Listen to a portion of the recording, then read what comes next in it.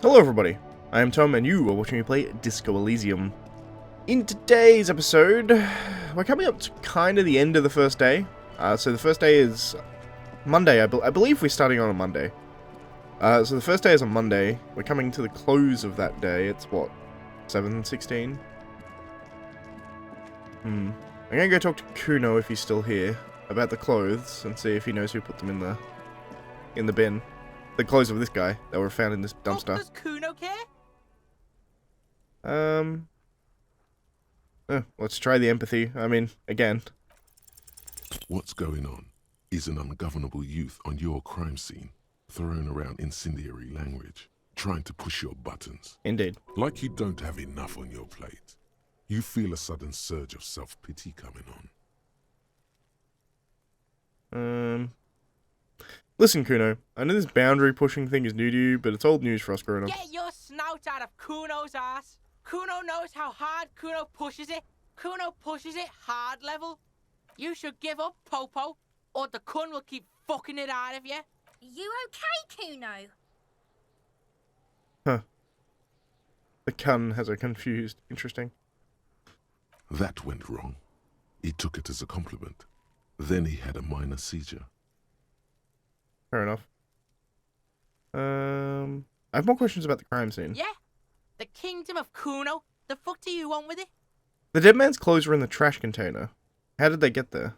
Yeah, Kuno doesn't know shit about that. That shit is beneath Kuno. I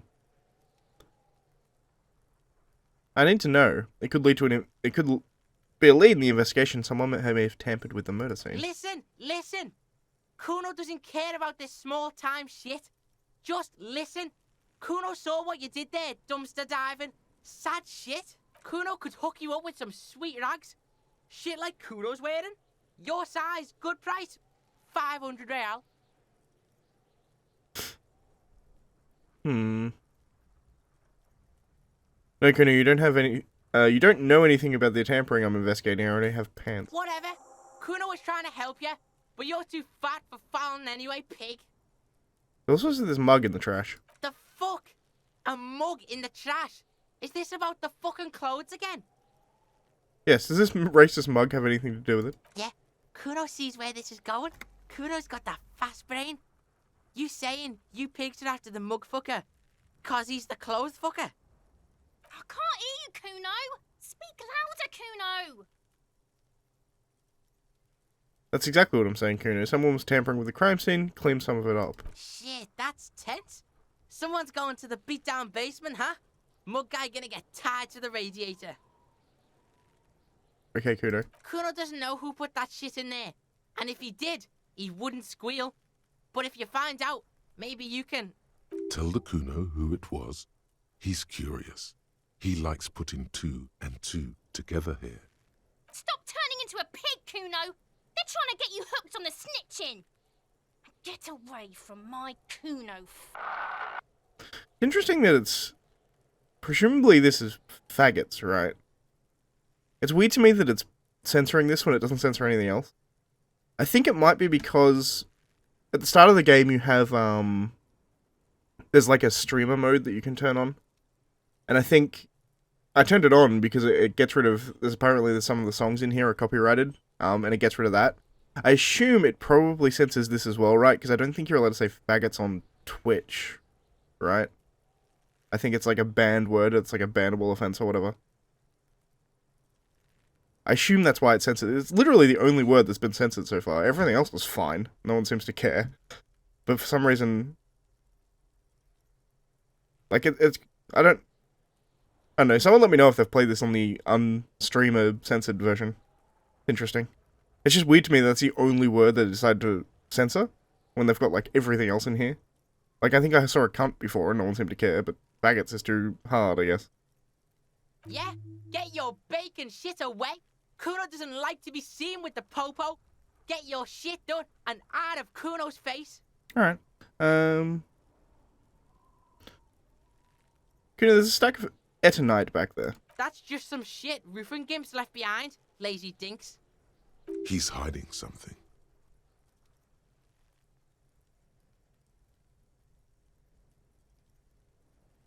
Are you hiding something? Pig, if Kuno was hiding something, it would be hidden. He says with exaggerated confidence. That's a fantastic, would be adverb, I guess, or adverbal phrase. Exaggerated confidence. But it is not hidden, is it, sire? You picked up on it. You should examine the pile of roofing material again. Good to know. What's in the greenhouse over there? Dunno. Kiptas gardener used to work there. Kipt is a pejorative term used to describe people of South Seminese or okay. Areopagite descent. It used to be a common first name among the Areopagites of Ilmara. Not so much anymore. You mean the young woman by the whirling rags, that gardener? Look, Kuno doesn't explain shit. Kuno just says shit. He looks you in the eye and nods as if agreeing with himself. Yeah, her. What was she doing in the greenhouse in March anyway? What kind of gardening is done in March? That is a good point that I had not picked up on. Ashkasha about that. Yes, it seems suspicious. You don't like things being like that. Suspicious. Good old logic. That ladder over there, you ever climb it? Look at that fucking shit. You're trying to get Kuno killed. So you would say that ladder is unclimbable? Fuck does Kuno know? Kuno's not a fucking acrobat. The lieutenant takes a quick note in his notebook. It's a trap, Kuno! Don't climb it, Kuno! I might have questions later. For now, that's all I wanted. Thanks. Yeah, whatever. Kuno doesn't give a shit. Alright, I'm off. Kuno doesn't fucking care. Interesting. So even Kuno's not going to go up that ladder. He's just like, nah, why would I go up there? Huh. It does beg the question how they hung him in the first place. Or hanged him, I guess, strictly speaking. Because you have to get up there. Well, he's hung by a belt, right? I don't know. An inconspicuous pile of the roofing material, Eternite. Why am I looking at this pile of roofing material? Because there's a secret door hidden behind the panels of Eternite. That's why they're too orderly. All the panels aside. There it is. You see a shabby little door.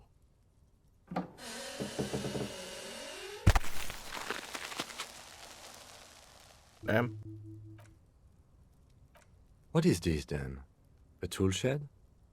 Let's investigate. Might be a way in and out for the people who hang down there and back there. That's what I'm thinking anyway. Interesting. Nope. It's Kuno's hideout, is what it is. An empty tub of mangesolum? Oh, it's a magnesium supplement. Okay. Interesting.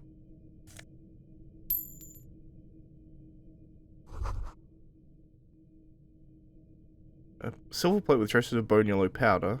Be still, my beating heart. It's amphetamine. Sweet amphetamine. The lieutenant isn't studying the powder in the mirror. He's studying you. There's a good vague way to ask where he stands on drug use. Professionally, I mean.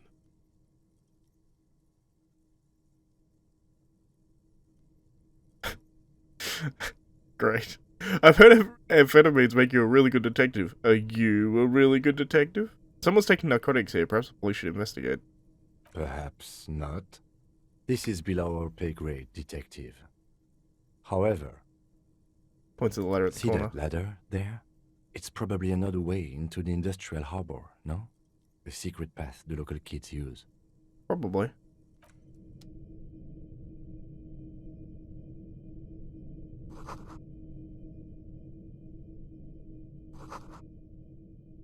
Huh.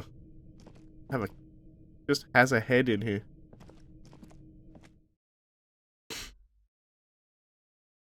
Looks like we got our way into the industrial harbor. By pure accident.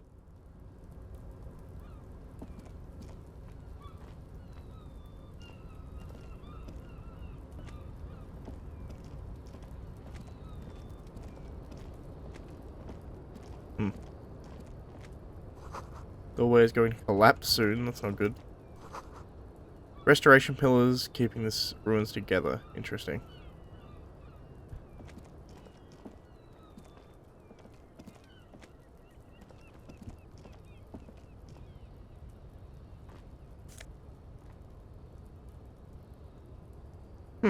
A postcard, okay.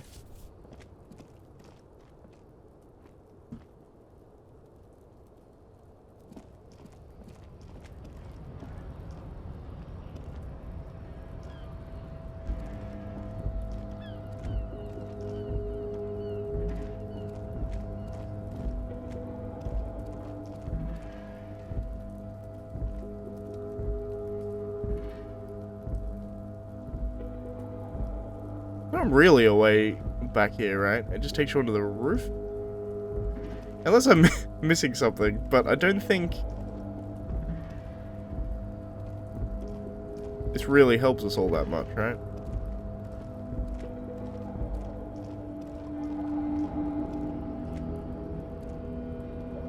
Because I can't go any further than this. Like, he gets me up onto the roof, but I don't think that's actually all that helpful. Unless I'm missing something really obvious, but this, I think... Like, we can't jump off the roof and we can't climb up here, so it's less actually... It's not actually particularly useful.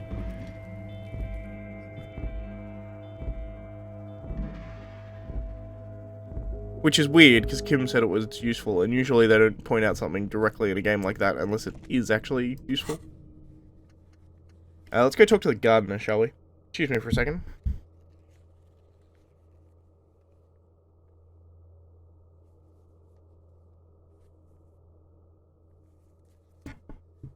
Alright, I'm back. Sorry, I sneezed. Whew. The young woman with the wheelbarrow at the corner of the whirling and rags told you she had to take a break from gardening because of the cadaver smell. But what if she was lying? After all, what kind of gardening is done in March?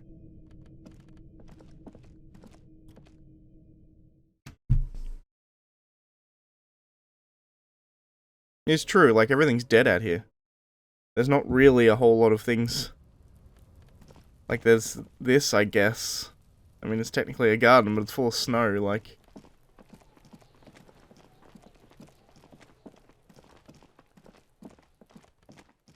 Go talk to her, shall we?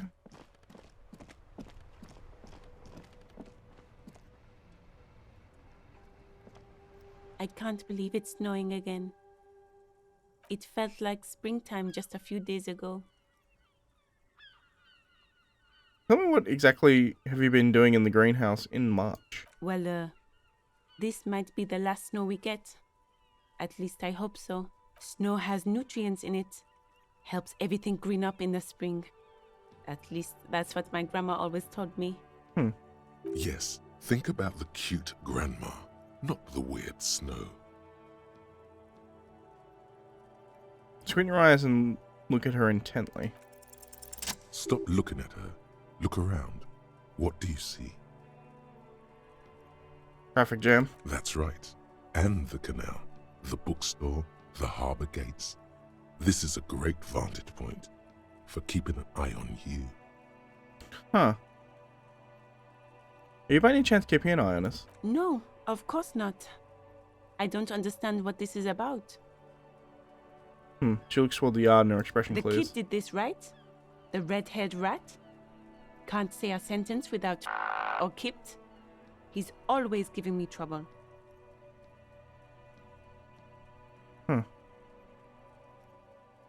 That's not important right now. It is, because he sent you to harass me. He's playing you. He hates the police, okay? A lot of people do around here. You've been resting here for quite a while, haven't you? Kim's suspicious as well. Because Kuno didn't tell us really anything about her. The only thing that tipped us off, and I didn't even point this out to Kuno, was the fact that he said she used to work here. Yes, I'm tired. I understand. The RCM isn't welcome here, and the locals want to keep an eye on us. There's silence, the smallest of smiles. That's okay, miss. Do what you have to do. I think we're done here. Let's go. Yeah, I have to run. Yeah, it makes sense. She is keeping an eye on us, but it's not, like, malicious. Good to know. Alright.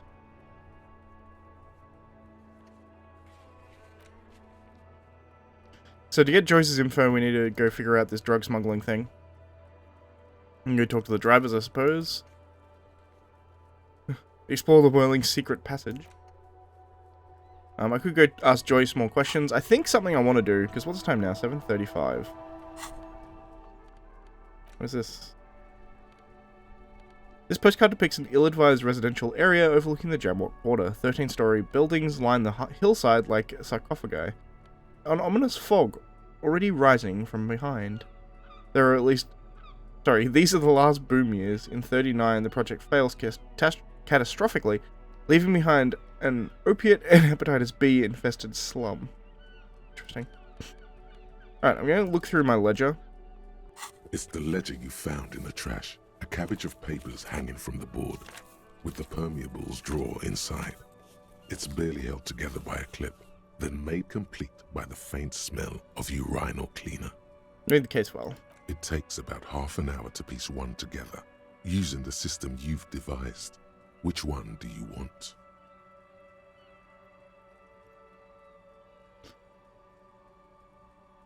Huh. The square bullet hole motors. It would be very interesting to read about these, wouldn't it? I mean, there seems to be a square-shaped entry wound in the victim's forehead.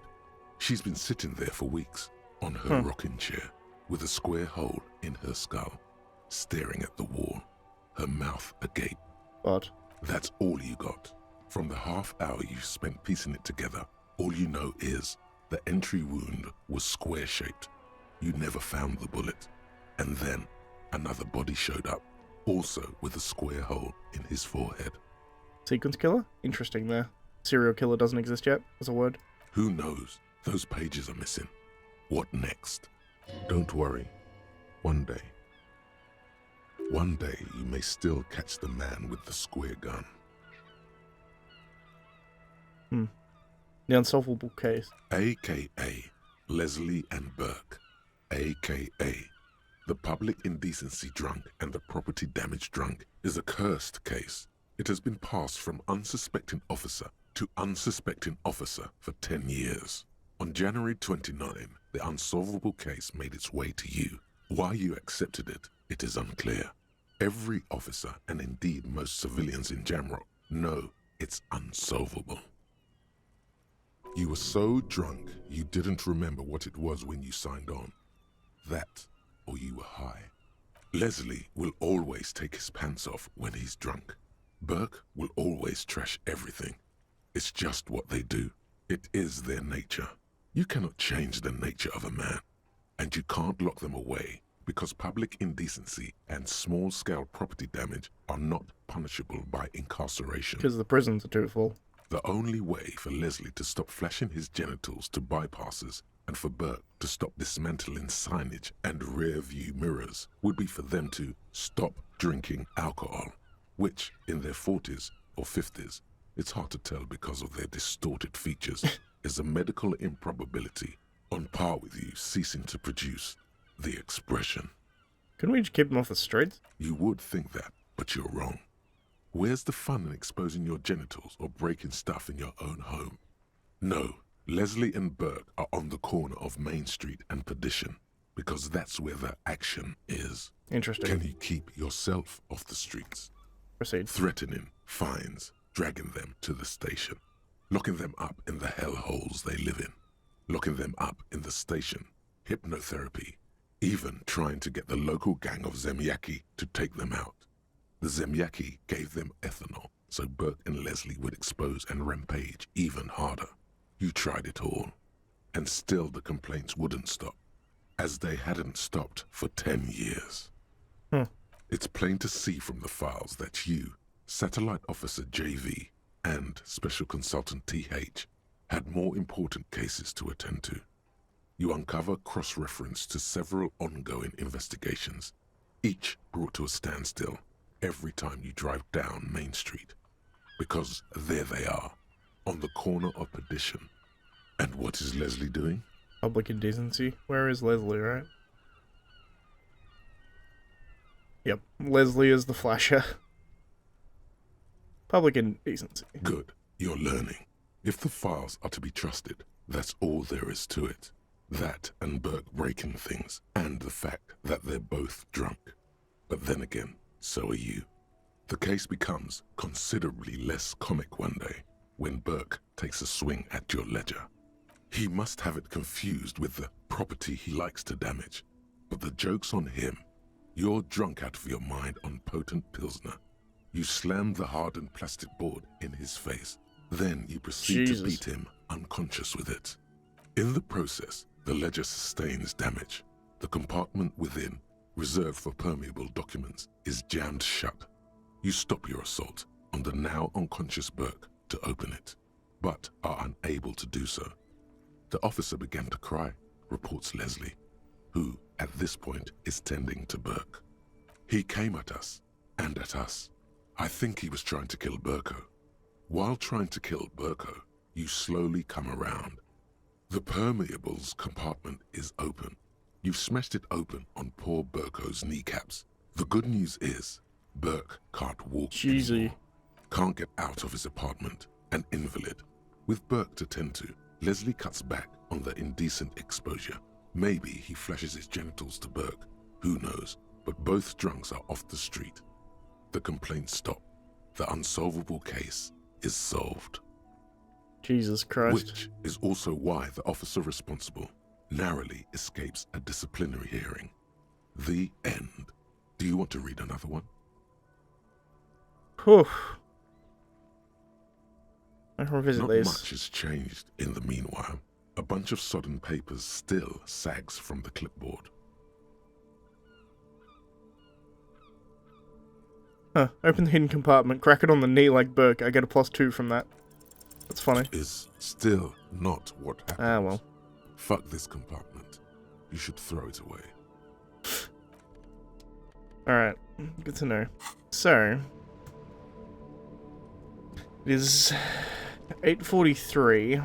I could sleep, which I think is what I'm gonna do. Just because I think I can sleep at this point. I think it's any time after 8. Oh, there's more people in here, interestingly. Which I guess makes a lot of sense. Hello again, sweetie. Could you get going?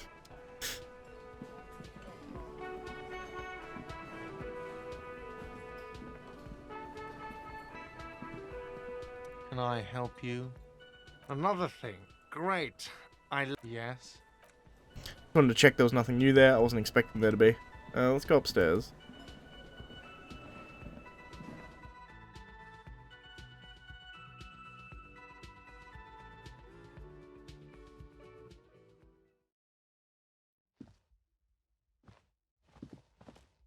Try knocking on this door again, I suppose. The door is closed. Yeah. Maybe not. You should pick that fat, juicy cigarette butt from the tray, light it up, and smoke the living shit out of it. Nah.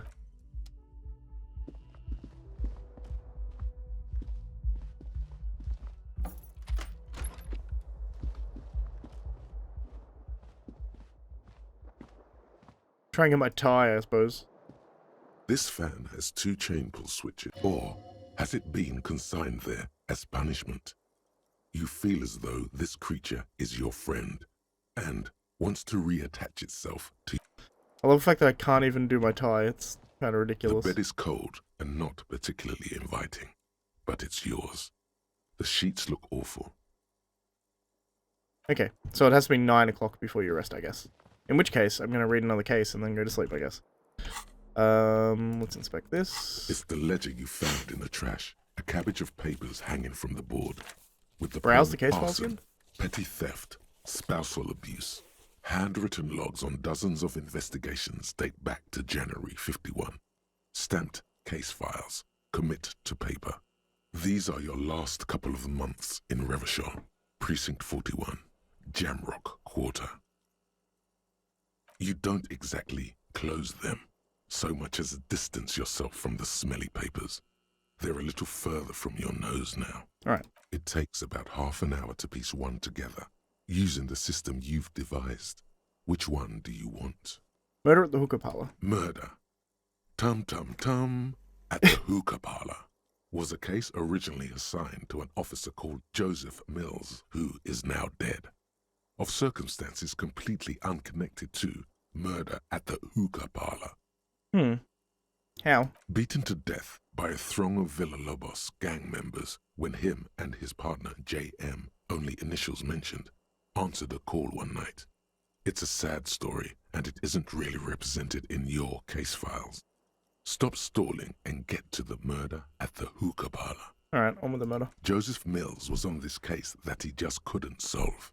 Was doing it solo. Said it was a real nutcracker, a real brain twister. Was on it for, like, a month. The captain got impatient. Shit or get off the pot, Mills. Mills didn't get off the pot. Not yet. He kept at it for a couple of weeks more, racking his brains, running with every theory, as outlandish as they seemed. Still couldn't solve the murder at the hookah parlor. Tough case, he said. Toughest he's ever had. Was he a good cop? No, he was awful. Right. Awful sense of humor, too. The worst jokes you've ever heard. Really rapey. Damn. Still, he'd been on it for months now. Said it was the final case. Said it was uncrackable. That murderer vanished into thin air. That goddamn hookah parlor was all he talked about. On. Okay, so the case is handed to you because Mills isn't getting anywhere, and you look into it. Here's the setup.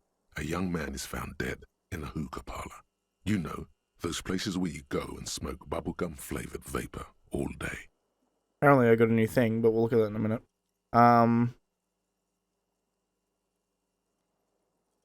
I mean, honestly, really stupid. Yeah. So anyway, young man in his 20s found with his skull busted open, right on the floor of the hookah parlor, in the middle of the day. No one else is in there. Only client that day. In perfect health, too. Some kind of movie producer. Interesting. No one enters. No one exits. He's just sucking on his watermelon hookah all morning, all noon, like he usually does. He's a regular. No calls, nothing. Just sucking on the hookah until 15:45. Then bam, he's dead on the floor with his skull busted open, blood everywhere. What happened? How can it be? Mills has no idea. Invisible assassin, movie deal gone sour. Girl at the counter did it. Nothing fits. Eerie. Man just dropped dead. So you go to the parlor. You see cushions around the table. Tables low, heavy, really sharp edge. Sucktuka stood up, passed out, hit his head on the table and died. See? You can't even read the thing without solving it. Yeah, it was that. Turns out hookah does do something. It turns off your brain's oxygen supply, and you don't notice it until you get up to go to the bathroom. And what was he doing there for 6 hours? Smoking hookah. Didn't you hear? I don't know. Interesting. Trying to come up with a movie script, maybe. Anyway, that was Murder at the Hookah Parlor. Joseph Mills wasn't a good detective, and about 30 minutes has passed piecing it together. I can revisit not it later. much has Got changed. the ledger away. Alright, so we also have this now. Jamais vu. Derealization. Jamais vu. The opposite of déjà vu. Not already seen, but never seen. Everything that should be familiar appears strange and new, like some half-forgotten day in your childhood. Only now. That's the feeling you've been having. And for who knows how long. You should go and ask Joyce Messier about this. What world are we in? This is a fundamental question. Interesting.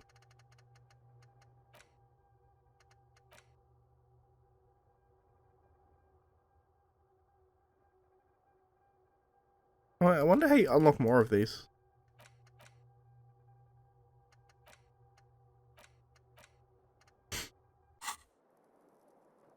I should be able to sleep now, though, I think, 'cause it's after 9 PM. The bed is cold and not particularly. Oh. Or not. Well, if that's the case... I can go talk to Joyce more, I suppose. Ugh, I'm trying to go downstairs. Oh, you have to click them, right.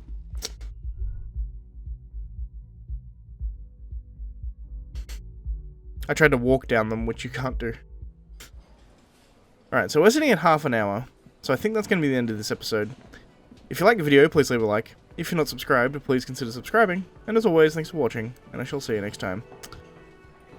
Where I'm not entirely sure what we're going to do. We're going to keep going through the our tasks effectively and just do the ones that we can knock off.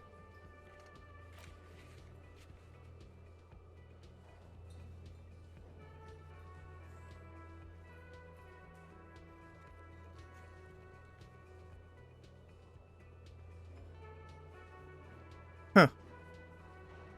Interesting. There's a bunch of maps you can conceptualize, quote unquote, which I guess is him remembering the areas that he lives. Which shouldn't be particularly difficult, really. Anyway, that's going to be it for this episode. I'll see you next time, guys.